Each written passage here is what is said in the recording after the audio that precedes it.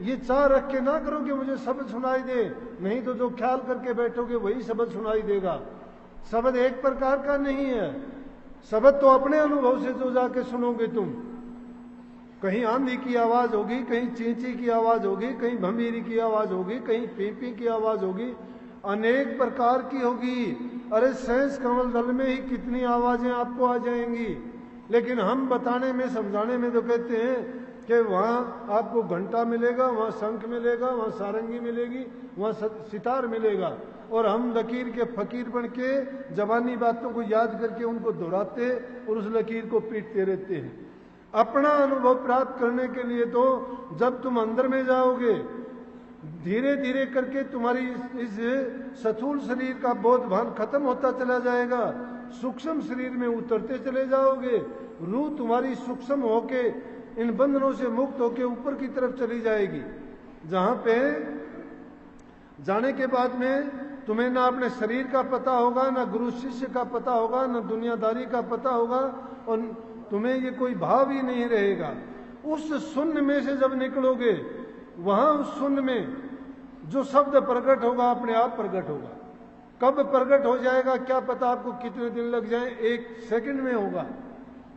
आपका जिस प्रकार से कोई बम फटता है, इस प्रकार से मस्तिष्क में एक विस्फोट होगा, और उस विस्फोट में ध्वनि भी आ जाएगी, प्रकाश भी आ जाएगा, नूरी गुरु भी आ जाएगा, और आपको ऐसी चीज दिखाई देंगी कि जिनको देख के आप कहोगे कि वाक्य में जो संतों की शिक्षा है, संतों का कहन है, वो अक्षर सही है। जब उस अवस्था में पहुंचोगे, जब आपको शब्द का, गुरु का, नूरी गुरु का, और नूरी गुरु जब आपको मिलेगा, जब देह गुरु का पता लगेगा कि देह गुरु क्या है, पूर्ण गुरु है या नहीं है। लेकिन जो करते नहीं है, कही है कि कहते हैं करते नहीं, मुंह के बड़े लबार, काला मुखड़ा होएगा साईं के दरबार।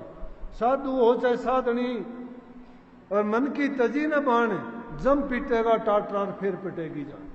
ये ना सोच लेना कि नाम ले लिया तो हमारे कर्म कट गए, नहीं। जब तक आप पाक साफ पवित्र नहीं हो, जब तक आपने इन बीमारियों की जड़ नहीं काटी है, तब तक ये बार बार पैदा होती रहेंगी। काटने के बाद भी उनका आपने पल पल छिन छिन उनके ऊपर ख्याल रखना पड़ेगा, उनकी पहरेदारी करनी पड़ेगी। जब क्योंकि इनको काटने में बरस लग जाते हैं और पैदा होने में एक पल लगती है, एक पल में ही निकलेगा। आदमी की नकारात्मक शक्तियां एक पल में बहुत जल्दी बढ़ जाती हैं, और सकारात्मक शक्तियां बहुत मुश्किल से ही जागृत होती हैं। इंसान की सकारात्मक शक्तियों को जगाने का गुरु काम करता है, और जब वो जाग जाती हैं, वो हमारे शरीर के दाएं हिस्से में है, बाएं हिस्से में नहीं है। बाएं हिस्से में नेगेटिव पावर्स हैं, और वो हमेशा ही एक्टिव रहती हैं, और वो एक्टिव हैं। इसीलिए पॉजिटिव पावर्स को जगाने के लिए जो दाईं ओर की धुनी है, दाईं ओर का शब्द है, उसी को हमें तवज्जो देकर, उसको ताकत देके वही प्रकट करना है, और उसी को याद रखना। प्रेमियों, गुरु की महिमा का अंत नहीं है। वेद शास्त्र जितने ग्रंथ हैं, जितने धर्म हैं, जितने पंथ हैं, कहते कहते सब थक गए। सब धरती कागज करूं, लेखनी बन रहा, सात समुद्र की मसी करूं, गुरु गुण नहीं समा। गुरु का गुण क्या? गुरु का एहसान मानो, हमारे काम को खत्म कर दिया।